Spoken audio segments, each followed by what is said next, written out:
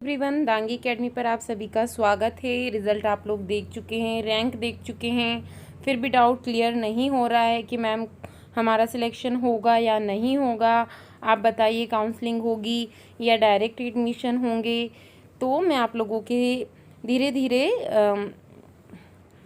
सभी के मन में अपने एडमिशन को लेकर डाउट्स बना हुआ, तो मैं आप लोगों को बता चुकी हूँ कि किस टाइप से आपको अपने रैंक के अनुसार ये अंदाज़ा लगा लेना है कि इस साल हमारा सिलेक्शन होगा या नहीं होगा।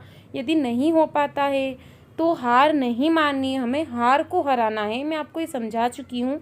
अभी हमारी एज नहीं चली गई है, क्योंकि आप जानते हैं सीटें लिमिटेड निकाली जाती हैं, कैंडिडेट्स हज़ारों होते हैं।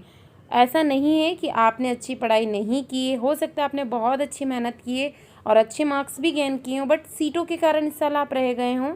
तो अपने आप को दोष देना छोड़िए, टाइम वेस्ट करना छोड़िए और आगे की तैयारी में लग जाइए।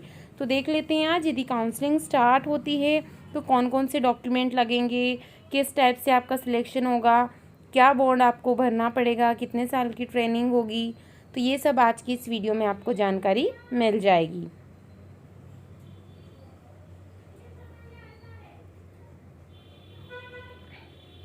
तो सबसे पहले देख लेते हैं सीटों का आरक्षण, ताकि काउंसलिंग से रिलेटेड और रैंक से रिलेटेड थोड़े बहुत डाउट्स तो आपके मन में क्लियर हो जाएं। तो महिला स्वास्थ्य कार्यकर्ता प्रशिक्षण केंद्रों में देखिए, ये 16%, 20% और ये 27% अभी इस पर केस चल रहा है। ये श्योरिटी नहीं है कि ओबीसी को 27% सीटें ही मिल जाती हैं। अभी जो भी आदेश आएगा हाई कोर्ट का, उसके अनुसार इनको आरक्षण दिया जाएगा। उसके बाद आशा कार्यकर्ता के पद, ये आप लोग उस सारणी में जो मैं इससे पहले आप लोगों को वीडियो प्रोवाइड करा चुकी हूँ उसमें आप देख चुके होंगे। देखिए, अब जो आशा कार्यकर्ता है उसके लिए भी और आपको कौन कौन से प्रमाण पत्र लगाने पड़ेंगे उनका उल्लेख हम देख लेते हैं। मध्य प्रदेश के अनुसूचित जाति यानी एससी और एसटी, यदि कोई दावा करता है कि हम एसटी एससी से, उसे कौन कौन से अपने दस्तावेज आपको बताने पड़ेंगे। तो देखिए उसे बताने पड़ेंगे आपका जाति प्रमाण पत्र, आपको जाति प्रूफ करनी पड़ेगी, तो जाति प्रमाण पत्र के थ्रू ही प्रूफ हो पाएगी। अब वहाँ पे बताना पड़ेगा कि जो उम्मीदवार है अपने पिता का नाम, और यदि पिता किसी के नहीं हो तो माता का नाम, और यदि दोनों ही ना हो तो जो भी उनके गार्डियन यानी वेद अभिभावक के नाम का उनको शपथ पत्र लगाना पड़ेगा।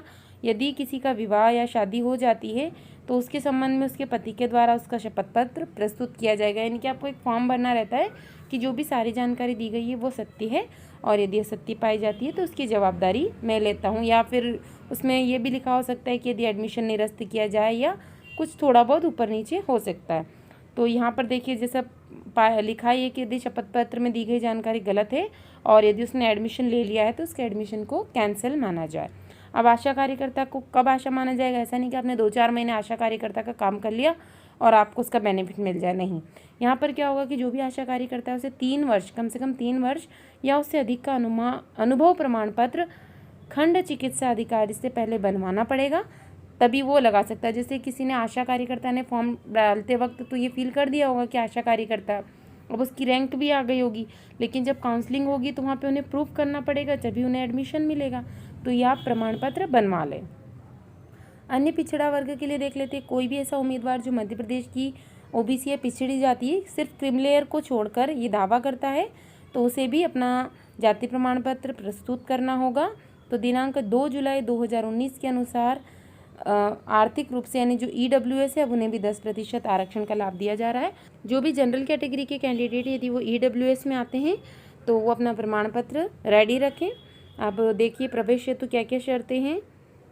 ये भारत का नागरिक होना चाहिए, यानी कि ये सभी भारत के तो नागरिक होना चाहिए, और यदि वो मध्य प्रदेश का निवासी होना चाहिए और सेवानिवृत्त कर्मचारी है तो उसके क्या क्या प्रावधान हैं ये तो आप सब पढ़ के समझ सकते हैं कि किस कंडीशन में वो मध्य प्रदेश का मूल निवासी होगा। यानी कि वो कम से कम 3 वर्ष तक उसने यहाँ अध्ययन किया हो, या फिर उसने जैसे 10वीं 12वीं की परीक्षा उत्तीर्ण की हो, तभी वो मध्य प्रदेश का मूल निवासी माना जाएगा। अब क्या है ये तो आप देख ही चुके हो, 10+2 यानी 12वीं पास होना चाहिए।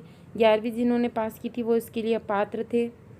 और पूरक सप्लीमेंट्री यदि आती है प्रशिक्षण में तो प्रवेश हेतु उन्हें अपात्र माना जाएगा। यानी कि देखिए जब भी आप इस परीक्षा में सम्मिलित हो रहे हैं और यदि कि कोई 12वीं कक्षा में था स्टूडेंट और अहर्कारी यानी मुख्य परीक्षा उसको सिद्ध करनी होगी, यानी सप्लीमेंट्री आने पर उसको प्रशिक्षण में अपात्र माना जाएगा यदि वो रनिंग कैंडिडेट था। तो उस फिर ऐसा नहीं है कि इधर ट्रेनिंग शुरू हो गई और वो कहेगा कि मैं अभी सप्लीमेंट्री देने जा रहा हूँ, तो ऐसी मान्यता नहीं है।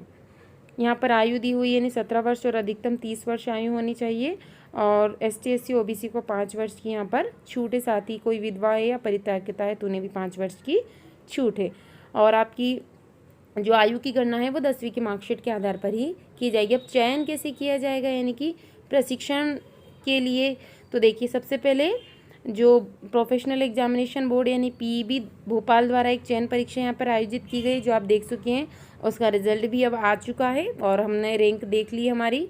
सभी का प्रश्न पत्र एक जैसा होता था, लेकिन अभी क्या है कि ऑनलाइन एग्ज़ाम हो गई तो सभी का चेंजेस आता है और उसके बाद नॉर्मलाइजेशन किया जाता है। तो नॉर्मलाइजेशन की वजह से तो बहुत सारी गड़बड़ हो गई है, क्योंकि हम सोच के आते हैं कि हमारे 100+ नंबर है, यहाँ आकर देखते हैं पता चला किसी के 5 नंबर कम हो गए और इसको उम्मीद नहीं थी कि सिलेक्शन होगा, उसके 1-2 नंबर इंक्रीज़ हो गए। तो इसमें कुछ कहा नहीं जा सकता। देखिए 220 सीटों के लिए हुई थी। सीटों का विवरण तो आप सभी देख ही चुके हैं। अब कौन कौन से प्रमाण पत्र आपको ले जाने हैं, देखिए वहाँ पर आपको 12वीं की अंक सूची ले जानी पड़ेगी, मूल अंक सूची भी फ़ोटोकॉपी के साथ भी सत्यापित करने के लिए, और जाति प्रमाण पत्र और उसकी फ़ोटोकॉपी वो भी सत्यापित है ना, तभी सत्यापन होगा। उसके बाद मूल निवासी प्रमाण पत्र, तो सभी की फ़ोटोकॉपी साथ ही मूल यानी ओरिजिनल भी आपको ले जाना पड़ेगा। और जब भी आप जाएं तो वहाँ पर उससे पहले क्या करना है, अपने को एक फ़िटनेस प्रमाण पत्र भी एक ले लेना है किसी भी मेडिकल ऑफिसर के थ्रू। और जो भी अभी हमारा रिज़ल्ट आया है वो रिज़ल्ट, और साथ ही जो प्रवेश पत्र हम ले गए थे जो सत्यापित था वहाँ पर वेरिफिकेशन किया गया था, वही ले जाना है हमें। तो यदि किसी कैंडिडेट का गुम गया है वो जो भी प्रवेश पत्र था, तो वो आपके मोबाइल नंबर पे पहले का इनरोलमेंट नंबर होगा, उसके थ्रू दोबारा निकाल लें उसे और कोशिश करें यदि वो मिल जाए। और जिसका भी सेफ रखा हुआ है तो उसकी 1-2 फ़ोटोकॉपी करा ले, तो इन फ्यूचर कभी कुछ हादसा हो जाता है तो आपके पास में कुछ तो प्रूफ रहेगा। और सभी डॉक्यूमेंट को एक जगह पैक करके रख लें तो एंड टाइम आने पर आपको ढूंढना नहीं पड़ेगा। देखिए यहाँ पर क्या है कि जो भी आरक्षित वर्ग यानी स्थायी जाति प्रमाण पत्र उसको प्रस्तुत करना ही पड़ेगा, तभी उसे आरक्षित वर्ग में चयन किया जाएगा। जैसे मान लीजिए किसी की रैंक आई है OBC कैटेगरी में, मान लीजिए उसकी OBC कैटेगरी में है 10 रैंक, और इधर मान लीजिए, मैं सिर्फ उदाहरण के लिए आपको बता रही हूँ,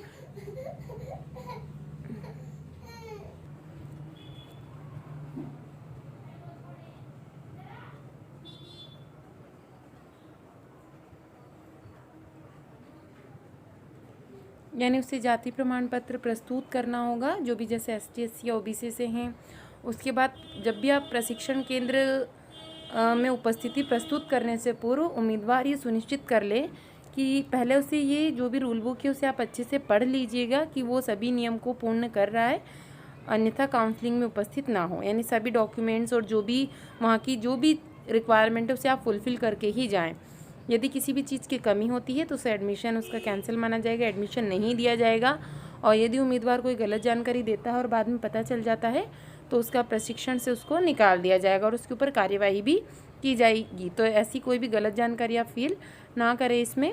उसके बाद मान लीजिए वेटिंग लिस्ट में जैसे आता है ना, किसी का लिखा रहेगा कि जस्ट आपकी किसी की रैंक, वहाँ से आपको पता चल जाएगा कि इतनी वेटिंग है। तो कभी कभी क्या होता है कि कोई एडमिशन नहीं लेता है तो वो वेटिंग क्लियर हो जाती है। तो यदि नियत तिथि को उपस्थित नहीं होने पर, यानी किसी की रैंक अच्छी है और फिर भी वो काउंसलिंग में पार्टिसिपेट नहीं कर रहा है, तो जो भी बाद की रैंक वाले हैं या वेटिंग लिस्ट वाले कैंडिडेट्स हैं, वो जो आपको www.health.government.in के माध्यम से उनको पता चल जाएगा। तो आपको ये चेक करते रहना है, आपको कोई अलग से मोबाइल पे मैसेज नहीं आएगा, आप चेक करती रहिए और अपनी जैसे भी वहाँ पे जितनी भी सीटें रहेंगी उसके अकॉर्डिंग वहाँ पे एडमिशन दे दिया जाएगा। ऐसा नहीं कि सारे कैंडिडेट्स को फिर एडमिशन दे दिया जाए। अब उसके बाद में यदि आप काउंसलिंग में भाग लेने जाते तो आप ऐसा नहीं सोचिए कि हमें किराया मिल जाएगा। किराया अपने को खुद ही देना पड़ेगा, कोई यात्रा भत्ता आपको नहीं मिलेगा। चाहे आप अपने साथ में अपने पेरेंट्स को ले जाएं या सेल्फ अपनी खुद की व्हीकल से जाएं, आपको कोई यात्रा भत्ता नहीं मिलेगा। उसके बाद चयन उपरांत PTS, जैसे आपकी जो ट्रेनिंग थी वो कंप्लीट हो जाएगी। तो ऐसा नहीं कि जैसी ट्रेनिंग कंप्लीट होती है आपकी नौकरी लग गई, आपको पैसा मिलना स्टार्ट हो गया या आपकी सैलरी स्टार्ट हो गई, ऐसा नहीं है, ऐसा मान के मत चलिए। अभी जैसे आपने एडमिशन के लिए एक एग्ज़ाम क्लियर की है, सेम वैसे ही आपको जैसे इसकी ट्रेनिंग कंप्लीट होती है उसके बाद भी उसके 3 महीने के बाद जितने भी प्रशिक्षण केंद्र रहेंगे वहाँ पर PTS यानी प्रीलिमिनरी ट्रेनिंग ऑफ स्टूडेंट परीक्षा आपकी आयोजित की जाएगी और उसको आपको पास करना बिल्कुल कंपलसरी। यदि आपने उसको पास नहीं करा मतलब आप फेल हो गए, आपकी ट्रेनिंग जो थी वो असफल हो गई, आपका पूरा टाइम वेस्ट हो जाएगा, इसलिए उस एग्ज़ाम को आपको क्लियर करना ही है। उसके बाद जैसे ट्रेनिंग भी हो गई, आपने एग्ज़ाम भी क्लियर कर लिया, अब उसके बाद में क्या, तो अब यहाँ पर देखिए आपने देखा ही होगा जितने भी नर्सिंग या डॉक्टर MBBS जो भी रिलेटेड एग्ज़ाम है इससे, तो वहाँ पर आपको महिला स्वास्थ्य कार्यकर्ता के जैसे ही प्रशिक्षण कंप्लीट होगा और आपने एग्ज़ाम पास कर ली है आपकी, उसके बाद में मध्य प्रदेश के किसी भी ज़िले के अंतर्गत जहाँ पर भी रिक्त स्थान हो या हो सकता है तो वहाँ पर आपको क्या कर दिया जाएगा, जैसे सीट खाली रहेगी उसके अनुसार ही आपको नियुक्ति दी जाएगी और वहाँ पर आपको ये शासकीय सेवा करना अनिवार्य होगा। अन्यथा जो भी आपने प्रशिक्षण पूर्व किए, जो भी अनुबंध यानी बॉन्ड भरा था छात्रवृत्ति सहित, वो पूरा वसूल आपसे किया जाएगा, यानी आपको बॉन्ड देना होगा यदि आप वहाँ पर काम नहीं करना चाहते हैं तो प्रशिक्षण कार्यक्रम उत्तीर्ण करने के बाद यानी पास करने के बाद भी आपको 3 साल तक जो भी प्रशिक्षणार्थियों यानी शासन या राज्य स्वास्थ्य समिति, जिला स्वास्थ्य समिति के अधीन या सीधे नियमित या संविदा के आधार पर भी की जाती है तो संविदा नियुक्ति के लिए विचार में लिया जाएगा और इस अवधि के उपरांत इन्हीं नियुक्तियों में से किसी प्राथमिकता का लाभ नहीं आपको दिया जाएगा, यानी आपको करना पड़ेगा। 3 साल के लिए उसने बताया गया है कि आपको क्या करना है, 3 वर्ष की अवधि तक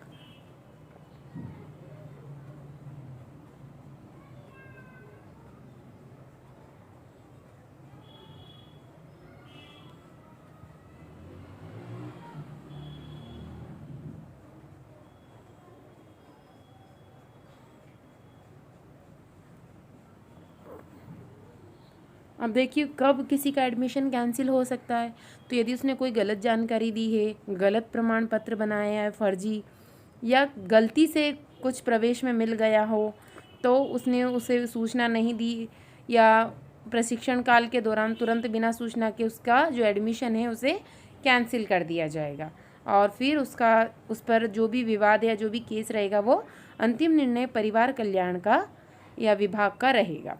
तो देखिए यहाँ पर किस टाइप से हो सकता है, चयन हेतु नीति के निर्धारण एवं नियम के अर्थ लगाने का अधिकार सिर्फ किसका होगा, राज्य शासन का होगा और यहाँ पर संशोधन भी राज्य शासन के द्वारा ही किया जा सकता है। कभी कभी आता है कि पहले सीटें कम थी बाद में सीटें बढ़ाई जा सकती है, तो ये सब राज्य शासन के द्वारा ही किया जा सकता है। जैसे प्रशिक्षण के सफल समापन के उपरांत महिला स्वास्थ्य कार्यकर्ता के पद पर नियुक्ति एवं पद का वेतनमान यानी कितनी सैलरी मिलती है, ये सब अब यहाँ पर बताया गया है। तो देखिए जैसे ही आपने पूरा सफल प्रशिक्षण ले लिया है तो जहाँ पर भी महिला स्वास्थ्य कार्यकर्ता का पद रिक्त होगा प्रदेश में कहीं भी, तो वहाँ पर आपको नियुक्ति प्रदान की जाएगी और ग्रामीण क्षेत्र में तो आपको सेवा करना अनिवार्य होगा। अन्यथा जो आपसे अभी बॉन्ड भराया जाएगा वो उससे जो संबंधित शर्तें हैं वो बिल्कुल वैसी की वैसी रहेगी जैसा अभी मैंने आपको ऊपर बताया था।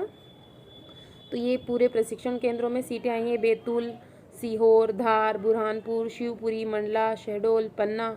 तो देखिए ये सीटें बताई गई हैं यहाँ पर, सिर्फ बुरहानपुर में और पन्ना में सीटें, जो वैसे तो सभी सिर्फ पन्ना में सीटें आपकी कम दिखाई दे रही है, बाकी सभी में इक्वल सीटें हैं। और यदि एक और बात, जैसे अभी मैं आपको इससे पहले वाले वीडियो में बता चुकी हूँ कि जैसे मान लीजिए 44 खुली प्रतियोगिता OBC की है और सभी की इस टाइप से बताइए, तो आप कभी भी ये मान के मत चलिए कि मेरी रैंक 44 है OBC में तो ही मेरा सिलेक्शन होगा, ऐसा नहीं है। ST SC और OBC वाले कैंडिडेट्स अनारक्षित श्रेणी में भी अपना एडमिशन ले सकते हैं। तो जो इनकी रैंक कम है, ऐसा मैं आपको पहले भी बता चुकी हूँ कि ऐसा नहीं माने कि मेरी 1000, 1200, 1500 रैंक है और मेरा एडमिशन हो जाएगा, क्योंकि इतनी सीटें ही नहीं है। तो आप इस बात को मान लीजिए कि इस साल नहीं हो पाया है, कोई बात नहीं, मैं नेक्स्ट ईयर प्रिपेयर करके अगले बार हम सिलेक्शन लेंगे। तो अभी मान लेंगे तो आपका टाइम वेस्ट नहीं होगा, डेली आप इस चक्कर में लगे रहेंगे कि क्या हो जाएगा, तो उससे कुछ नहीं होने वाला है। थोड़ा सा आपको बुरा ज़रूर लग रहा होगा, लेकिन मैं आपके भले के लिए ही ये बात बता रही हूँ ताकि आपके रोज़ टाइम वेस्ट ना हो। अब ये नियम और शर्तें पढ़ लेते हैं, वीडियो बहुत ज़्यादा लंबा हो रहा है। तो आपके प्रशिक्षण की अवधि है 2 वर्ष और यहाँ पर आपको छात्रावास में ही रहना होगा जब तक अवधि चलेगी, यानी कि आप अलग से कहीं रूम लेके नहीं रह सकते और सारे नियमों का आपको पालन करना होगा। और यदि कोई ट्रेनिंग में जाता है तो उस टाइम पे वो शादी नहीं कर सकता, और ना ही वहाँ पर यदि कोई शादीशुदा है तो गर्भधारण करना यानी अयोग्य माना जाएगा वो। और प्रत्येक 10 वर्ष के पश्चात केवल 1 माह ही उसको अवकाश मिलेगा, यानी आपको देख लीजिए इसमें छुट्टियां नहीं मिलती, 10 साल में सिर्फ 1 महीने का अवकाश मिलेगा। और हर साल 10 मेडिकल मिलेंगे आपको। प्रशिक्षणार्थी यानी जो भी ट्रेनर रहेगा या ट्रेनिंग ले रहा है को ड्यूटी के समय आपको ड्रेस पहनना होगा। छात्राओं को कार्य जब भी वो ड्यूटी के समय होंगे तो उस टाइम पे यदि कोई रिश्तेदार मिलने आ जाता है, मान लीजिए कोई घूमने आया है कि चलो अपने बच्चे से मिल लेते हैं, और वो ट्रेनिंग पे है या ड्यूटी के समय, तो उनको परमिशन नहीं दी जाएगी। और आप ऐसा नहीं कर सकते कि मैं बाहर से जाकर खाना खा लूँ या खुद बना के खा लूँ या कहीं से आप टिफ़िन मंगवा लें, आप ऐसा नहीं कर सकते, आपको मेस का ही खाना खाना पड़ेगा। छात्राओं को जो भी उनकी ट्रेनिंग का टाइम पीरियड है उसमें उनके माता पिता या जो भी उनके अभिभावक है द्वारा भर्ती के समय लिखित में उनको ये देना पड़ेगा कि कौन कौन व्यक्ति उनसे मिल सकता है, उसके अलावा कोई दूसरे व्यक्ति उनसे नहीं मिल सकते। और यदि वो अनुपस्थित रहते हैं तो उनको छात्रवृत्ति नहीं दी जाएगी, प्रशिक्षण में ट्रेनिंग में नहीं जाते तो छात्रवृत्ति नहीं मिलेगी। और 2 वर्ष की अवधि की छात्रवृत्ति, ऐसे तो 2 वर्ष तक छात्रवृत्ति मिलती है, बट वो अगर अनुपस्थित रहेंगे, अटेंडेंस कंप्लीट नहीं कर पाएंगे तो छात्रवृत्ति नहीं मिलेगी। जैसा तो आपको मालूम होगा रेगुलर कॉलेज में भी यही रूल है। प्रत्येक सप्ताह में 1 दिन के लिए अभिभावक मिल सकते हैं, यानी 1 वीक में सिर्फ 1 बार। और बड़े त्यौहार पर जो स्टूडेंट है वो अपने पेरेंट्स के पास यानी अपने घर जा सकते हैं, लेकिन ये प्रभारी प्रशिक्षण केंद्र प्रशिक्षणार्थी की धार्मिक भावनाओं के परिप्रेक्ष्य में क्लास एवं क्लिनिकल फील्ड अनुभव में बाधक ना हो। और इस बात को ध्यान में रखते हुए कि आंतरिक व्यवस्था की दृष्टि से करेंगे हम, प्रशिक्षणार्थियों को इसका पालन करना होगा। यानी कोई बड़ा सा जैसे हमारे दिवाली हुई, इस टाइप के जब त्यौहार आते हैं तो वो घर पे आ सकते हैं। अब छात्राओं को आवंटित पास के दिन बाहर जाने पर पुनः संध्याकालीन रोल के समय छात्रावास में रहना अनिवार्य होगा। लेकिन जैसे बाहर घूमने के लिए उनके लिए टाइम फिक्स किया गया है, तो पर्टिकुलर टाइम में घूम के उनको वापस शाम के समय जो भी टाइम है वहाँ पर आना ही होगा। जो भी छात्राएं बाहर आने जाने पर नाम, पता और रजिस्टर, किस टाइम पे गई किस टाइम पे आई, साइन के साथ आपको वहाँ पर मेंशन करना होगा। जब भी ट्रेनिंग चल रही है तो जो ट्रेनिंग सेंटर है एक केंद्र से दूसरे में आप ट्रांसफ़र नहीं ले सकते कि इस बार ऐसा हुआ कि चलो ये मेरे सिटी के पास है पर मुझे एडमिशन नहीं मिला है और हमें दूर मिला था और हम चाह रहे हैं कि ट्रांसफ़र करा ले, तो ऐसा कोई रूल नहीं है। तो ये सारे नियम आपको पालन करने हैं। और जब आपका ट्रेनिंग पूरा कंप्लीट हो जाता है तो 3 साल तक आपको गवर्नमेंट की सर्विस करना होगा। इस हेतु आपको 10,000 का बॉन्ड भरना होगा। यदि आप नहीं करते हैं तो वो 10,000 का बॉन्ड आपको वापस रिफ़ंड नहीं किया जाएगा। अब 3 महीने के बाद आपको पीडीएस की एग्ज़ाम भी क्वालिफाई करना कंपलसरी है। प्रशिक्षण केंद्र का आवंटन होने पर जिस दिन आपको कि वहाँ पर उपस्थिति दर्ज कराना है, यदि आप नहीं करेंगे तो आपका एडमिशन कैंसिल माना जाएगा। जैसा कि सभी काउंसलिंग में ऐसा होता है कि आप 2-3 जितने भी, जैसे यहाँ पर 8 प्रशिक्षण केंद्र है, आपने नाम डाल दिया, फिर आपको अलॉटमेंट हुआ कि ये मिला है और इस दिन आपको उपस्थिति दर्ज करानी, तो वहाँ जाकर उस दिन आपको उपस्थित होना ही होगा। उसके बाद में देखिए 10 दिन की अनाधिकृत अवस्थिति को यानी अनुपस्थिति को अनुशासनहीनता माना जाएगा। यानी कोई 10 दिन तक क्लास अटेंड नहीं कर रहा है तो उसे वहाँ से निकाला भी जा सकता है। तो यदि इसके बाद भी आपको कोई डाउट हो, कोई चीज़ समझ में नहीं आए, तो आप मुझे कमेंट कीजिए। मैं कोशिश करूँगी कि आपकी कमेंट का आंसर दे सकूँ। इसके बाद मैं आप लोगों को पीएनएसटी वालों के लिए एक वीडियो लेकर आऊँगी जिसमें काउंसलिंग से रिलेटेड आपके सभी डाउट्स क्लियर हो जाएंगे।